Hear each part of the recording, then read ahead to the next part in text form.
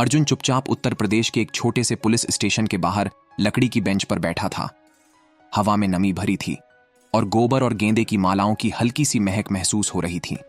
School के युवा शिक्षक अर्जुन, जो अभी अपनी 20 के दशक के अंत में था, के चेहरे पर थकावट और चिंता साफ दिख रही थी। पिछले कुछ हफ्तों में उसका जीवन जैसे उलट पुलट गया था। सब कुछ 1 महीने पहले शुरू हुआ, जब अर्जुन का जीवन बिल्कुल सही लग रहा था। उसने हाल ही में अपने गांव के सरकारी स्कूल में पढ़ाना शुरू किया था, जो उसका बचपन का सपना था। उसकी मेहनत और ईमानदारी के लिए लोग उसकी इज्जत करते थे और छात्र उससे बहुत प्यार करते थे। उसका परिवार उसकी शादी नेहा से कराने की बात कर रहा था, जो पड़ोस के गांव की चंचल लड़की थी। दोनों की मुलाकात त्योहारों और पारिवारिक समारोहों में हुई थी और अर्जुन ने उससे लंबी बातचीत के बाद प्यार कर लिया था। लेकिन जिस सुबह यह आरोप लगा, वह दिन उसकी जिंदगी को बदलने वाला था। अर्जुन हमेशा की तरह स्कूल जा रहा था। तभी पुलिस की जीप उसके सामने आकर रुकी। एक अधिकारी बाहर निकला और सख्त आवाज में बोला, अर्जुन शर्मा, तुम्हें चोरी और छेड़छाड़ के आरोप में गिरफ्तार किया जाता है। अर्जुन हक्का बक्का रह गया। चोरी, छेड़छाड़, ये क्या हो रहा है? गांव वाले, जो कल तक उसके शुभचिंतक थे, अब कानाफूसी करने लगे। उनकी आंखों में सम्मान की जगह शक आ गया था।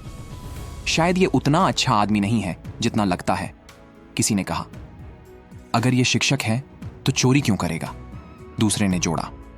शिकायत करने वाला था रमेश, गांव का एक ताकतवर जमींदार।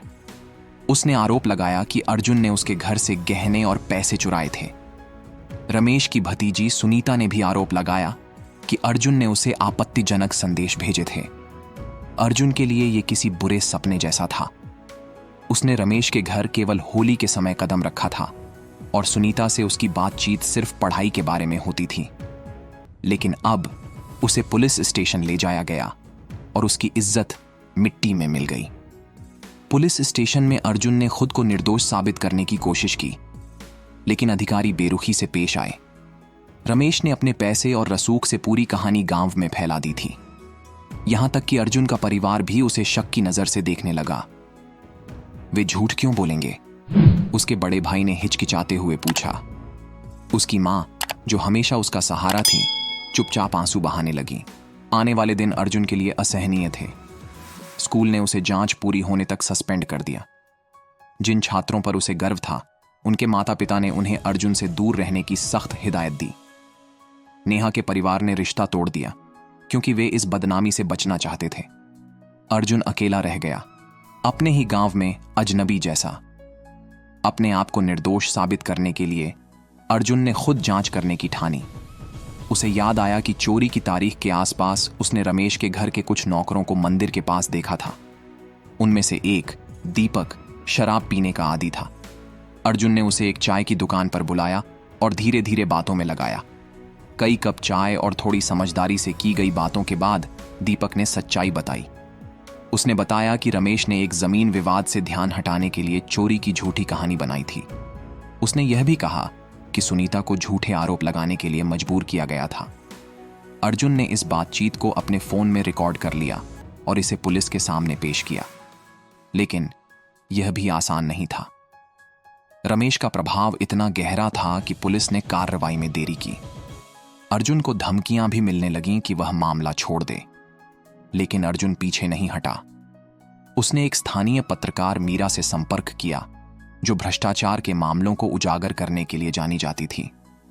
मीरा ने अर्जुन की कहानी प्रकाशित की और रिकॉर्डिंग को सोशल मीडिया पर साझा किया।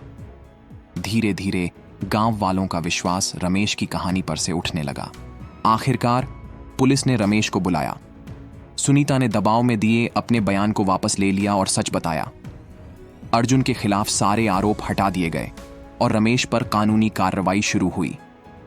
हालांकि अर्जुन निर्दोष साबित हो गया, लेकिन उसकी जिंदगी पहले जैसी नहीं रही। आरोपों के निशान गहरे थे। गांव के कुछ लोग अब भी उसकी पीठ पीछे बातें करते थे और जिस भरोसे को उसने अपनी मेहनत से बनाया था, वह टूट चुका था। नेहा ने उससे माफी मांगी और रिश्ता फिर से शुरू करने की बात कही, लेकिन अर्जुन ने हल्की मुस्कान के साथ कहा, कुछ घाव भरने में समय लगता है। अर्जुन ने फिर से पढ़ाना शुरू किया और अपनी ऊर्जा अपने छात्रों पर केंद्रित की। दुनिया बदल गई थी, लेकिन अर्जुन का हौसला और आत्मविश्वास पहले से भी मजबूत हो चुका था। यह आरोप उसे तोड़ सकता था, लेकिन उसने सिखा दिया कि सच्चाई और हिम्मत से बड़ा कोई हथियार नहीं। अंततः अर्जुन न केवल एक पीड़ित बल्कि साहस और न्याय का प्रतीक बनकर उभरा। अगर अभी तक मेरे चैनल को सब्सक्राइब नहीं किया है तो प्लीज कर लीजिए और इस वीडियो को लाइक और शेयर करना मत भूलिए।